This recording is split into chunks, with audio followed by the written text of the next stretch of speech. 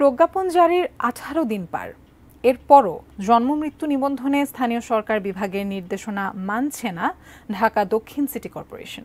ফলে নাগরিকদের ভোগান্তি লেগেই আছে। আবুল কালাম আজাদের রিপোর্ট। জন্মমৃত্যু নিবন্ধনে গত বছরের মাঝামাঝি রেজিস্ট্রার জেনারেলের কার্যালয়ের সার্ভারে জটিলতা সৃষ্টি হলে চাপে পড়ে ঢাকা দক্ষিণ সিটি কর্পোরেশন। শিশুদের স্কুল ভর্তির বিষয়টি মাথায় রেখে নিজস্ব সার্ভার বানিয়ে সে বছরের 4 অক্টোবর কাজ শুরু করে দক্ষিণ সিটি। নগরবাসীর মধ্যে তাৎক্ষণিক স্বস্তি ফিরলেও কিছুদিন পরেই দেখা দেয় বিপত্তি। জন্মসনদ ব্যবহার করে 18 বছরের কম বয়সীদের পাসপোর্ট করা সম্ভব হচ্ছে না।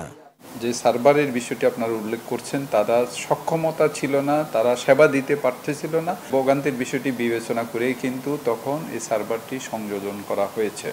কিন্তু যাচাইয়ের সময় রেজিস্ট্রার জেনারেলের কার্যালয়ে জন্মমৃত্যু নিবন্ধনের কেন্দ্রীয় সার্ভারে দক্ষিণ সিটির কোনো তথ্যই পাওয়া যায় না। সিটি কর্পোরেশনের নিজস্ব সার্ভারের সঙ্গে কেন্দ্রীয় তথ্য ভাণ্ডারের সংযোগ না থাকায় ভোগান্তিতে সাধারণ মানুষ। নিবন্ধন কাজে দক্ষিণ সিটি কর্পোরেশনকে নিজস্ব সার্ভার ব্যবহার না করার নির্দেশ দিয়ে 13 মে প্রজ্ঞাপন জারি করে স্থানীয় সরকার বিভাগ। যে পর্যন্ত আপনার এই আমাদের সিস্টেমে তারা কাজ না করবে সেই পর্যন্ত জনগণের হয়রানি হবে। অন্যান্য যে 22টা সংস্থার সাথে এমওইউ, এটা আমরা বিডিআরআই সিস্টেমের পক্ষ থেকে রেজিস্ট্রার জেনারেলের সাথে এমওইউ করা, সুতরাং অন্য কোনো সংস্থাতে এমওইউ করতে পারবে না, বিদ্যমান আইনে।